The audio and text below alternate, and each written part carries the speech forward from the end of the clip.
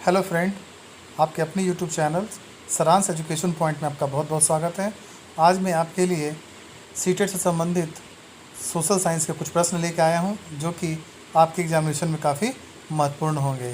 तो आज का सबसे पहला प्रश्न है कि चंद्रगुप्त मौर्य के महल के अवशेष कहाँ से मिले हैं। तो इस प्रश्न का सही उत्तर होगा उत्तर नंबर ए, कुम्हड़हार, पटना। अब बढ़ते अगले प्रश्न की ओर। तो अगला प्रश्न है कि अशोक के धर्म की परिभाषा कहाँ से ली गई है। तो इस प्रश्न का सही उत्तर होगा उत्तर नंबर सी, राहुल वादसुत्त। अब बढ़ते प्रश्न नंबर 3 पे। तो प्रश्न नंबर 3 है कि चंद्रगुप्त मौर्य ने अपना अंतिम समय कहाँ बिताया। तो 3 नंबर प्रश्न का सही उत्तर होगा उत्तर नंबर बी, श्रवण बेलगोला। अब बढ़ते हैं प्रश्न नंबर 4 पे। तो मेगास्थनीज किसका राजदूत था। तो इस प्रश्न का सही उत्तर होगा उत्तर नंबर सी, सेल्यूकस। अब बढ़ते अगले प्रश्न की ओर। तो अगला प्रश्न है कि चंद्रगुप्त मौर्य अपने अंतिम दिनों में किस धर्म का अनुयायी बन गया था। तो इस प्रश्न का सही उत्तर होगा उत्तर नंबर डी, जैन। अब बढ़ते हैं प्रश्न नंबर 6 पे। तो प्रश्न नंबर 6 है कि अर्थशास्त्र किसकी रचना है। तो इस प्रश्न का सही उत्तर होगा उत्तर नंबर ए, कौटिल्य। अब बढ़ते अगले प्रश्न की ओर। तो अगला प्रश्न है कि अशोक के कलिंग पर कब आक्रमण किया। तो इस प्रश्न का सही उत्तर होगा उत्तर नंबर बी, 261 ईसा पूर्व। अब बढ़ते हैं प्रश्न नंबर 8 पे। तो प्रश्न नंबर 8 है कि इंडिक किसकी रचना है। तो इस प्रश्न का सही उत्तर होगा उत्तर नंबर ए, मेगास्थनीज। अब बढ़ते हैं अगले प्रश्न की ओर। तो 9 नंबर प्रश्न है कि सांची के स्तूप का निर्माण किसने करवाया था। तो इस प्रश्न का सही उत्तर होगा उत्तर नंबर बी, अशोक। अब बढ़ते अगले प्रश्न की ओर। तो अगला प्रश्न है कि अशोक के अभिलेख किस लिपि में लिखे गए थे। तो इस प्रश्न का सही उत्तर होगा उत्तर नंबर डी, ये सभी, यानी कि ग्रीक एवं अरमाइक। बी है खरोष्ठी और ए है ब्राह्मी। अब बढ़ते हैं प्रश्न नंबर 11 पे। तो प्रश्न नंबर 11 है कि अशोक किस शिलालेख में उसकी कलिंग विजय का उल्लेख मिलता है। तो इस प्रश्न का सही उत्तर होगा उत्तर नंबर ए, 13वें। अब बढ़ते हैं अगले प्रश्न की ओर। तो अगला प्रश्न है कि जैनियों के पहले तीर्थकर कौन थे। तो इस प्रश्न का सही उत्तर होगा उत्तर नंबर डी, ऋषभ देव। अब बढ़ते हैं अगले प्रश्न की ओर। तो अगला प्रश्न है कि गौतम बुद्ध ने अपना प्रथम उपदेश कहाँ दिया था।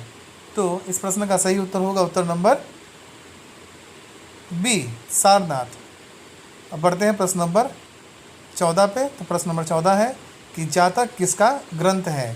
तो इस प्रश्न का सही उत्तर होगा उत्तर नंबर सी, बौद्ध।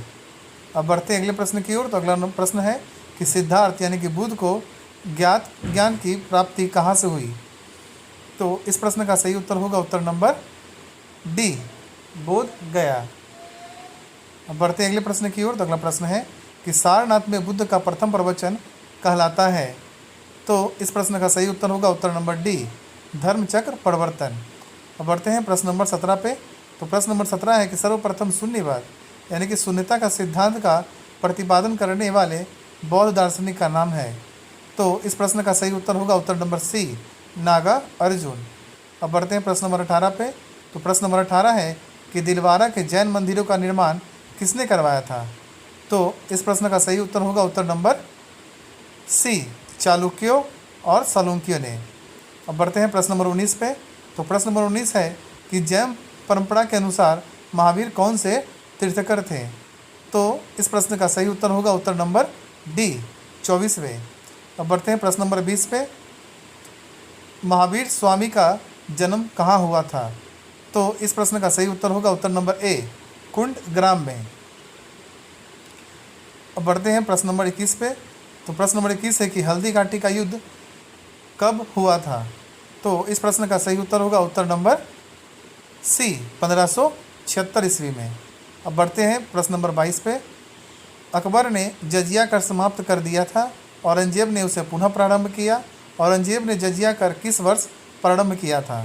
तो इस प्रश्न का सही उत्तर होगा उत्तर नंबर डी, 1679 ईस्वी को। अब बढ़ते हैं प्रश्न नंबर 23 पे। शाहजहाँ निम्न में से किस क्षेत्र पर विजय प्राप्त नहीं कर सका। तो इस प्रश्न का सही उत्तर होगा उत्तर नंबर सी, कांधार। अब बढ़ते हैं प्रश्न नंबर 24 पे।